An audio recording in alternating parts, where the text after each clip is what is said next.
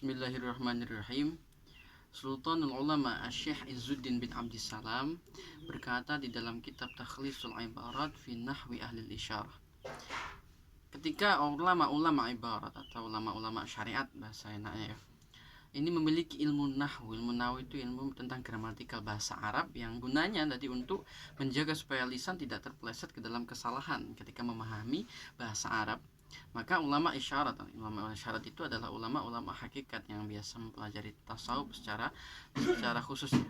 Maka mereka juga memiliki nahwu yang digunakan untuk takwimil jinan, untuk menguatkan hati. Maka salah satu ibaratnya beliau mengatakan, ketika ulama ibarat ini menjelaskan bahwasanya di dalam nahwu itu yang pertama kali disebut adalah isim.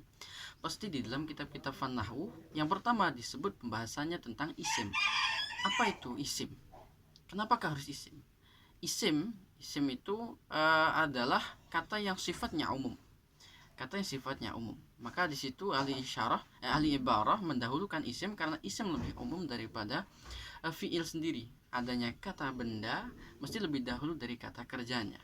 Adanya sapu pasti nanti baru ada kata menyapu. Itu analogi ahli ibarah di dalam nahwunya. Tapi kalau menurut ulama ahli isyarah, di situ isim tadi sama dengan akwal. Akwal itu apa? Akwal itu adalah al-ulum, pengetahuan. Seseorang itu harus tahu dulu ketika dia berbicara. Dalilnya apa? Pertama kali Nabi mendapatkan wahyu itu adalah surah Al-Alaq ya. Al-Alaq, Iqra bismi rabbikal ladzi khalaq. Apa perintah pertama Nabi? Nabi diperintah untuk membaca. Membaca itu akwal, berupa akwal, dan akwal itu bermakna al-ulum, pengetahuan. Lalu ada lagi hadis Nabi, umirtu an uqatilun nas hatta yaqulu la ilaha illallah. Kami diperintah untuk memerangi manusia sehingga dia mengucapkan la ilaha illallah. Yang pertama kali harus disebut ya la ilaha illallah. Yang pertama kali harus diucapkan itu la ilaha illallah, itu akwal.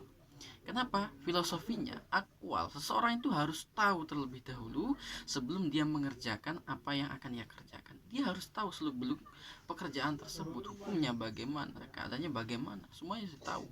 Dia harus tahu dulu. Maka di situ filosofi menurut ahli isyarah.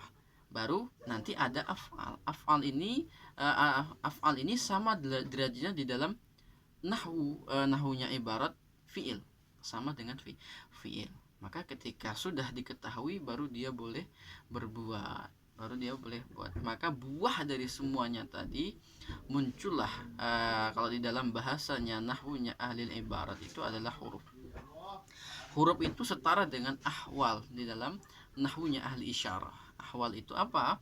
Ahwal itu adalah buah daripada ilmu dan amal, dimana asmaralahum ala ilmul hal, dimana dibuahkan menjadi ilmu hal. Hawal itu adalah ilmu hal.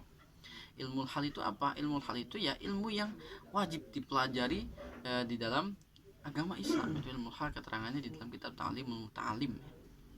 Lalu sama dengan huruf. Huruf tadi datang alladzi ja'ali ma'nan. Huruf itu dalam bahasanya ahli ibarat itu adalah sesuatu yang didatangkan untuk menyempurnakan makna. Jadi ilmu hal itu memang datangnya ilmu hal tadi untuk disempurnakan. Kalau ilmu hal tanpa ada asma, tidak ada pengetahuan tentangnya, tidak ada afal, tidak ada perbuatannya, itu ya hanya perintah. Sholat misalnya, sholat itu wajib itu kalau nggak ada afalnya, dia tidak tahu cara memperbuatnya, kan juga tidak berarti. Makanya dia harus tahu dulu dan dia harus perbuat, baru bisa disebut dia mempelajari atau dia memakai ilmu hal tadi. Nah, itu sekian dari saya. Assalamualaikum warahmatullahi wabarakatuh.